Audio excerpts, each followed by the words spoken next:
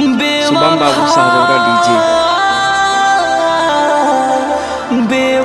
Mobile number 6309872754 Shubham बेवफा तू बड़ू बेवफा प्रीति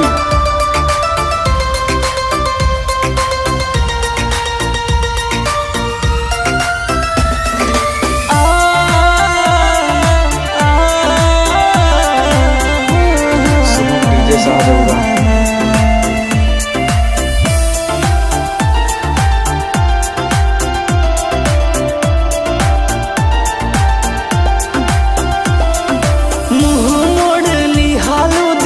तोड़ दी हालू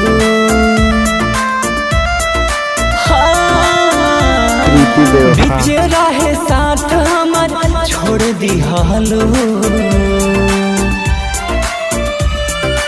मुँह मोड़ लिहलो दिल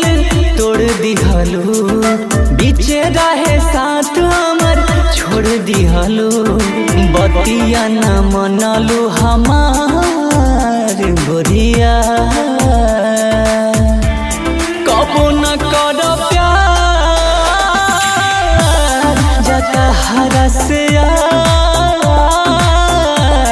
कसम खाइला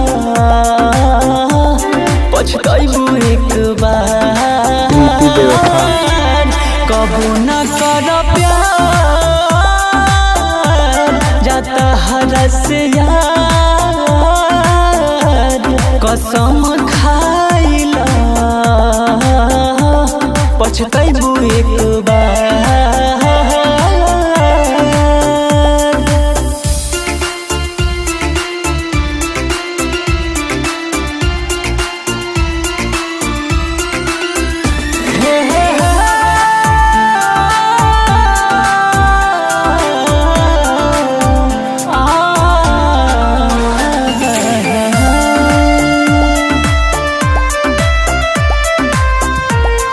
प्रीति बेवफा पल में खत्म कैलू बचपन के प्यार के कह तू तो रख देती दिलवे निकाल के हो पल में खत्म कैलू बचपन के प्यार के कह तू तो रख देती दिलवा निकाल के करीला अभियो तोहार कसम खाइला पछताइबू एक बार कबो न कर प्यार जाता हरसे कसम खाइला पछताइबू एक बार।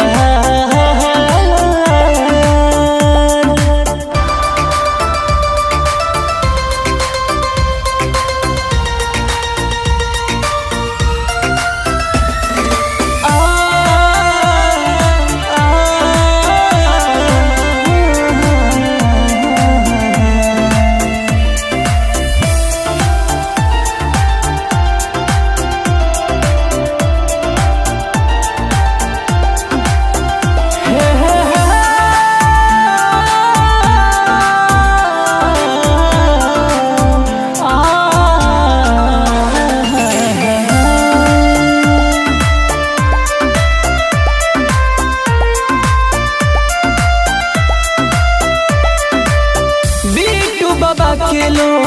आँखिया से गिरी सट गलू जाके